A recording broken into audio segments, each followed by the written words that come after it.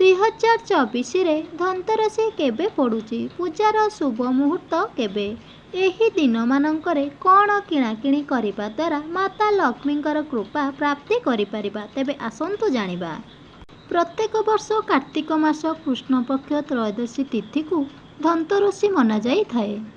ହିନ୍ଦୁ ପଞ୍ଚାଙ୍ଗ ଅନୁସାରେ ଏହି ବର୍ଷ 30 ଅକ୍ଟୋବର 2024କୁ ମନାଯାଉଅଛି। ଧନତେରସର ଶୁଭ ମୁହୂର୍ତ୍ତ ସନ୍ଧ୍ୟା 6:35 ଆରମ୍ଭ ହେବ, ଯାହାକି ରାତି 8:20 ପର୍ଯ୍ୟନ୍ତ ରହିବ।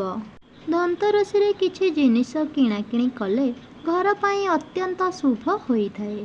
ଧନତେରସରେ ସୁନା, ଚାନ୍ଦି, ବାସନକୁସନ କିମ୍ବା ଘର ପାଇଁ କୌଣସି ଜିନିଷ କିଣିବାର ଶୁଭ ମୁହୂର୍ତ୍ତ ଦ୍ୱିପ୍ରହରରୁ ଆରମ୍ଭ ହେଉଛି।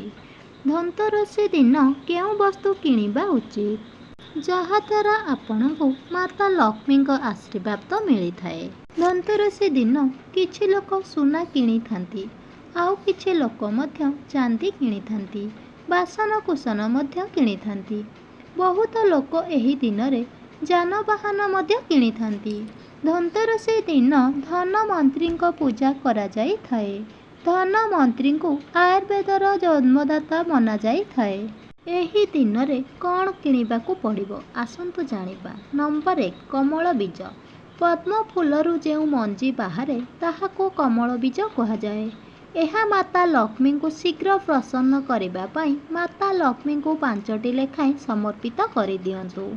ନମ୍ବର 2, ଯଦି ଏହି ଦିନରେ କଇଁଚ ମୁଦି ଚାନ୍ଦିରେ ତିଆରି କରି ଅନାମିକା ଆଙ୍ଗୁଳିରେ ପିନ୍ଧିବେ, ତେବେ ମାତା ଲକ୍ଷ୍ମୀଙ୍କର କୃପା ଆପଣଙ୍କ ଉପରେ ବର୍ଷିବ। ନମ୍ବର 3, ଧନତେରସ ଦିନ ମାତା ଲକ୍ଷ୍ମୀ ଏବଂ ବାବା ଗଣେଶଙ୍କର ଫଟୋ କିମ୍ବା ମୂର୍ତ୍ତି ଘରକୁ ଆଣନ୍ତୁ। ଏହାଦ୍ୱାରା ଆପଣଙ୍କର ମଙ୍ଗଳ ହେବ। ନମ୍ବର 4, ମୟୂର ପଙ୍ଖ। ଏହା ବହୁତ ଶୁଭ ମାନାଯାଇଥାଏ। ଆପଣ ଏହି ମୟୂର ପଙ୍ଖକୁ ମୁଖ୍ୟ ଦ୍ୱାରରେ ଲଗାଇ ଦିଅନ୍ତୁ କିମ୍ବା ଭଗବାନ କୃଷ୍ଣଙ୍କ ଫଟୋ ପାଖେ ଲଗାଇ ଦିଅନ୍ତୁ। ଏହାଦ୍ୱାରା ଧନର ବର୍ଷା ହେବ।